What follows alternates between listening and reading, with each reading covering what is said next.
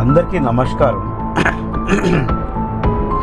Content అంటే ఇలాగే ఉండాలి, కాంటెంట్ అంటే దానికి ఒక ప్రాసెస్ ఉంటుంది, ఆ ప్రాసెస్లోనే ఫాలో అవ్వాలి. రోల్ నెంబర్ 1 తర్వాత 2 రావాలి, 2 తర్వాత 3 రావాలి అన్న ప్రాసెస్ అని ఏమీ ఉండదండి. కాంటెంట్ అంటే నీకు నచ్చింది నువ్వు చేసి జనాల్లో ప్రజెంట్ చేయడమే నీ కాంటెంట్. నువ్వు ట్రావెలింగ్ చేసేటప్పుడు రోడ్ చూపించు, నీకు సామెతలు వస్తే నీతి కబుర్లు చెప్పు, నచ్చకపోతే తిట్టు, రాజకీయాల గురించి మాట్లాడు, వంట చెయ్యు, లేకపోతే నేను చెప్తున్న సోదిలాగా సోది చెప్పు. ఏదో ఒకటి ఫస్ట్ కాంటెంట్ నువ్వేదో తయారు చేయి. నువ్వు కాంటెంట్ తయారు చేసిన తర్వాత డే బై డే ఒకరోజు నీకు ఎడిటింగ్ వస్తుంది, ఓ రోజు నీకు మాట్లాడడం వస్తుంది, ఓ రోజు నువ్వు కంటెంట్ని నువ్వు సోషల్ మీడియా నుంచి గ్రాప్ చేసుకొని దాన్ని మోడిఫికేషన్ చేసి నీ లాంగ్వేజ్లో చెప్పు. కొంతమందికి నువ్వు చేసింది నచ్చక నువ్వు చేయలేవని చెప్పి సపోర్ట్ చేయకుండా వాళ్ళు పెట్టిన కామెంట్స్ కానీ చాలా వల్గర్గా ఉంటాయి. ఇవన్నీ నువ్వు పట్టించుకుంటే యాంకర్ శ్రీముఖి ముందుకెళ్ళేవారు కాదు, అలాగే యాంకర్ శ్రీముఖి ముందుకెళ్ళేది కాదు. యాంకర్ రవిని చాలామంది తిట్టారు, అలాగే జగన్మోహన్ రెడ్డిని చాలామంది తిట్టారు, సీఎం అయ్యేవారు కాదు. నారా చంద్రబాబు నాయుడు గారి పరిపాలన బాగాలేదని చెప్పి కొంతమంది కామెంట్స్ పెడతారు. అలా ఏదో ఏనుగు వెళ్తుంటే కుక్కలు మురిగినట్టు నువ్వు వెళ్తున్న కొద్దీ నువ్వు ఎంత దూరం వెళ్తుంటే అంత దూరం నుంచి కుక్కలు మురుగుతూనే ఉంటాయి.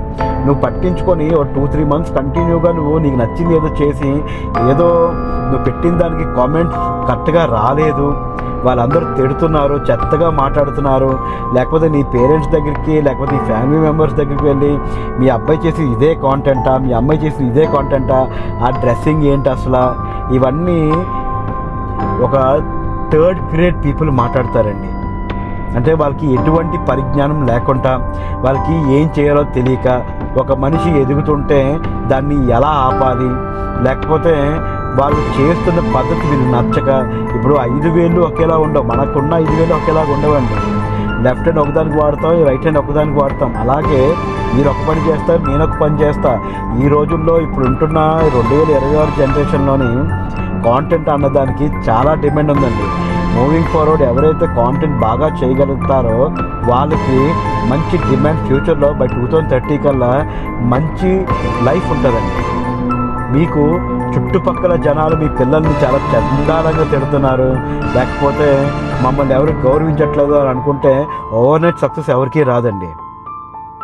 కాంటెంట్ క్రియేషన్ పైన పరిజ్ఞానం లేని వాళ్ళు నువ్వు ఇదే కంటెంట్ చేస్తున్నావు, నీకు వేరే కంటెంట్ దొరకలేదని చెప్పి చాలా, అంటే వాళ్ళకి మెచ్యూరిటీ ఉండదు, ఇలిటరేట్స్ అండి, అంటే చదువు లేక సంస్కారం ఏమి ఉండక వాళ్ళు ఇలా మాట్లాడతారు.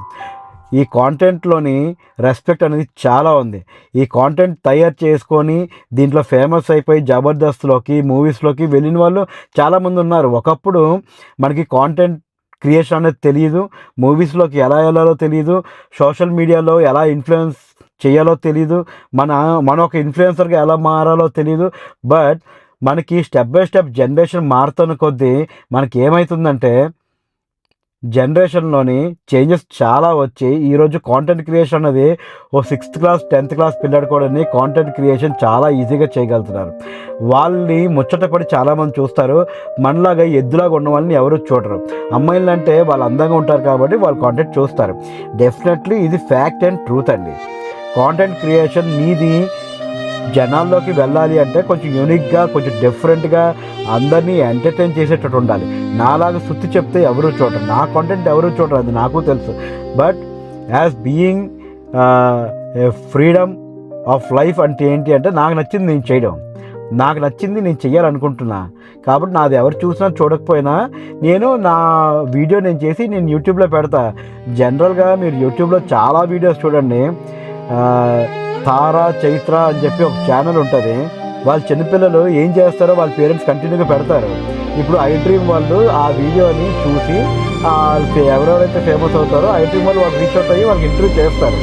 ఈ రోజుల్లో చాలా వరకు జరుగుతుంది. నా వీడియో ఎవరు చూసినా ఎవరు చూడకపోయినా నేనేం ఫికర్ అవ్వను, నేను ఎవరిని బ్యాడ్గా ప్రొపగేట్ చేయట్లేదు. అలాగే అట్ ది సేమ్ టైం నేను జనరల్గా నాకు నచ్చింది నేను మాట్లాడాలనుకుంటున్నా, నాకు నచ్చింది నేను చేయాలనుకుంటున్నా.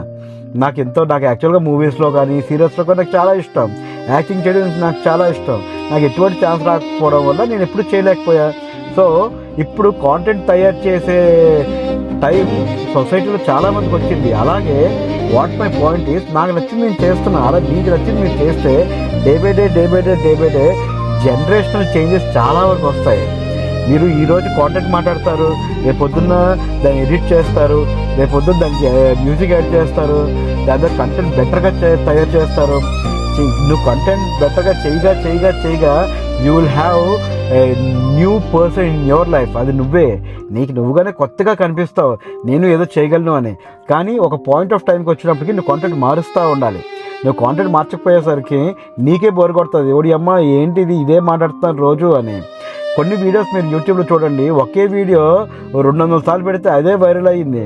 కొన్ని వీడియోస్ ఎలా ఉంటాయి, చెరువు దగ్గరికి వెళ్తారు, స్పూన్లో వాటర్ తీసి నాకు ఎంతమంది వ్యూవర్స్ ఎంతమంది ఫాలోవర్స్ వస్తే అన్ని స్పూన్తో వాటర్ డ్రాప్ చేస్తా అని కొన్ని మిలియన్ వ్యూస్ వస్తున్నాయి. మిలియన్ వ్యూస్ రావడానికి నసీబ్ రాసి ఉండాలండి, తలరాత రాసి ఉండాలి. మీకు నచ్చింది మీరు చేయండి. ఏదో ఒక రోజు ఒక్క వీడియో వైరల్ అయిందంటే మీరు చేసిన కష్టం ప్రతిఫలం వస్తుంది. కానీ కాంటెంట్ అనేది మీరు తయారు చేయడం మొదలు పెడితే దానివల్ల మీకు రెవెన్యూ జనరేట్ అవుతుంది. డెఫినెట్లీ శాలరీలా కాకపోయినా ఒక ప్యాసివ్ ఇన్కమ్ మీకు జనరేట్ అవుతుంది. మీకు ఒక్కసారి మీకు పైసలు జనరేట్ అయినాయి అంటే you will have the zeal to develop your self. Me content ఇంకా డెవలప్ చేసి సొసైటీలోకి పట్టుకు వెళ్ళి అందరూ చూడాలి, అందరూ దీన్ని ఎంటర్టైన్ చేయాలి అని చెప్పి మీరే కాంటెంట్ మార్చి మీరే జనాలకి ఎంటర్టైన్ చేసే పరిస్థితిలోకి వెళ్తారు. ఈరోజు నేను ఈ సోదంతో చెప్తున్నా, 1 year పట్టచ్చు, 2 years పట్టచ్చు, 10 years పట్టచ్చు. ఏదో ఒక రోజు నేను చేసిన కాంటెంట్ డిఫరెంట్గా ఉండి ఎవరో ఒకరు దాన్ని వైరల్ చేయొచ్చు. అంటే డెఫినెట్లీ అవ్వచ్చు. ఏ ఒక్కరు no one is a hero అండి.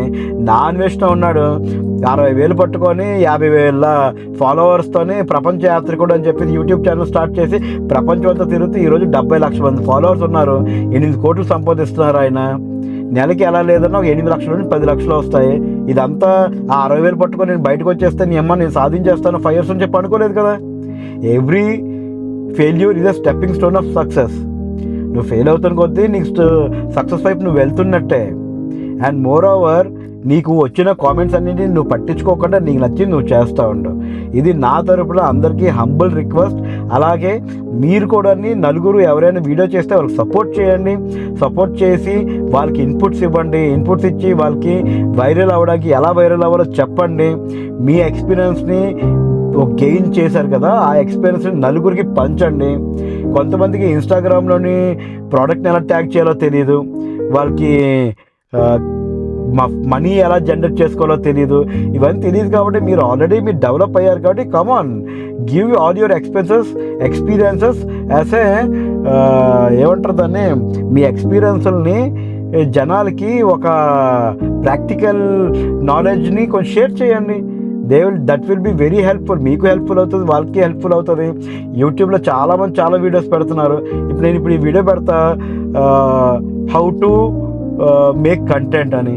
చాలామంది చూస్తారు లేకపోతే చూడరు. డెఫినెట్లీ యూట్యూబ్లోని చాలా డబ్బులు ఉన్నాయి, ఇన్స్టాగ్రామ్లో కూడా డబ్బులు ఉన్నాయి. మీరు ఎంత బాగా చేస్తే అంత బాగా వస్తుంది. మీకు ఏదో డిఎస్ఎల్ఆర్ కెమెరా కావాలి, లేకపోతే ఏదో ఇప్పుడు కొత్తగా వస్తున్నాయి కదా ఓస్మో పాకెట్ 3 కావాలి, ఏం పెట్టుకోకండి. మీ దగ్గర ఉన్న ఫోన్తో ఫస్ట్ స్టార్ట్ చేయండి. Moving forward definitely you will have a better change in your life. Me opinions కామెంట్లో తెలియచేయండి, ఫాలో చేయండి, సబ్స్క్రైబ్ చేయండి. కానీ కంటెంట్ చేయడం మాత్రం మర్చిపోకండి. జై హింద్, నమస్కారం.